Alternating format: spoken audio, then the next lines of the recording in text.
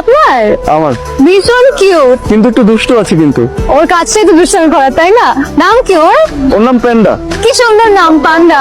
আমার একটা কুকুর আছে, ওর নাম মেরেডেথ। ওর সাথে আমার অনেকদিন দেখা হয় না, ওর কাছে নেই। কাছে নেই কেন? আমি আসলে ইউএসএ তে থাকি। আপনি বাংলাদেশে ঘুরতে এসেছেন? একজন খুঁজতে এসেছি। আপনার বয়ফ্রেন্ড?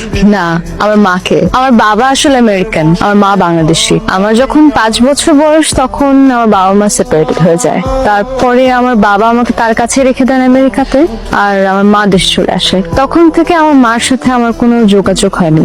আমি তারপর থেকে মাকে আর কখনো দেখিনি। তো এখন আমার একমাত্রই গোল আমার মাকে খুঁজে বের করা।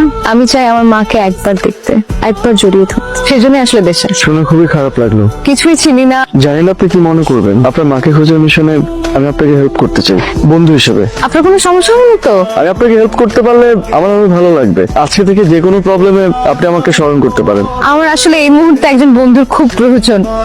আপনার সাথে আমি যোগাযোগ করবো কিভাবে? Mobile number? ফোনের চার্জ শেষ হয়ে গেছে। ওকে, আপনি আপনার নাম্বারটা বলুন। এমন স্নিগ্ধ সুন্দর অনুভব আমার মনের ভিতরে আগে কখনোই ঘটেনি। মেয়েটির সরলতায় মনটা ছুঁয়ে গেল। আপনি?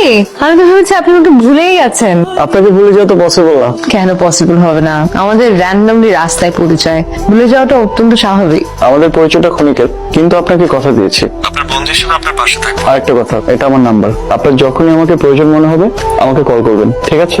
আপনাকে অনেক ধন্যবাদ এখনই দিতে হবে না, আগে তো আপনার উপকারে আসি, তারপর দেখা যাবে। আপনার মায়ের কোনো খোঁজ পেলেন?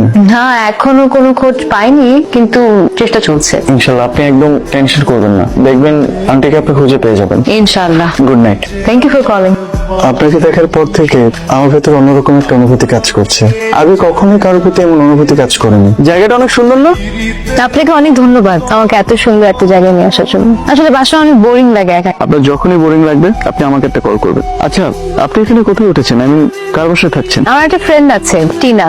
ও আমেরিকাতে থাকে ওর ফ্যামিলিকে নিয়ে। ওরা বাঙালি তো, এই জন্য ওদের এখানে একটা বাড়ি আছে। তো যখন জানলো যে আমি দেশে আসছি, তো বললো যে you can stay at my place. তো আমি এখন ওখানেই আছি। ওখানে অনেক বোরিং লাগে, কেউ নাই তো।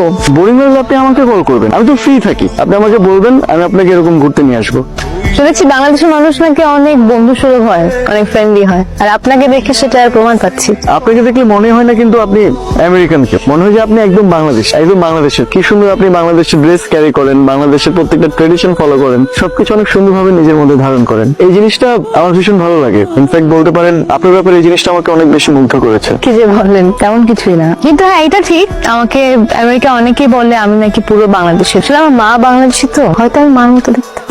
কিন্তু কেমন ভাগ্য দেখুন, আমি যার মতো দেখতে তার সাথে কখনো দেখা। আমি খুব করে চাই, জানেন, আল্লাহ আমার এই আশাটা পূরণ করুন। আমি চাই আমার মাকে একবার দেখতে, একবার জড়িয়ে থাকতে। আপনি একদমই টেনশন করবেন না, দেখবেন সৃষ্টিকর্তা ঠিকই আপনার মাকে আপনার কাছে ফিরিয়ে দিয়েছে। আপনি একটু অপেক্ষা করুন, তাহলেই হবে। হ্যাঁ, কত অপেক্ষা করি। দেখুন, আমরা জীবনে এরকম কিছু পরিস্থিতির মুখোমুখি হই যেটা আমরা চাইলে পরিবর্তন করতে পারি না। ধৈর্য এবং আস্থা দিয়ে সেই সিচুয়েশনটাকে আমাদের জয় করতে হয়। আর আমার মনে হয় একটু ধৈর্য ধরলে না, আল্লাহ তাআলা একদম ঠিক সময় ঠিক উপহারটাই আপনাকে দেবেন। জাস্ট একটু ধৈর্য ধরতে হয়। আমার আপনার এই কথাগুলো শোনার খুব দরকার ছিল। আমি তো আছি, আপনার যখনই প্রয়োজন হবে যে কোনো জিনিসে আপনি জাস্ট আমাকে একটা কল করুন।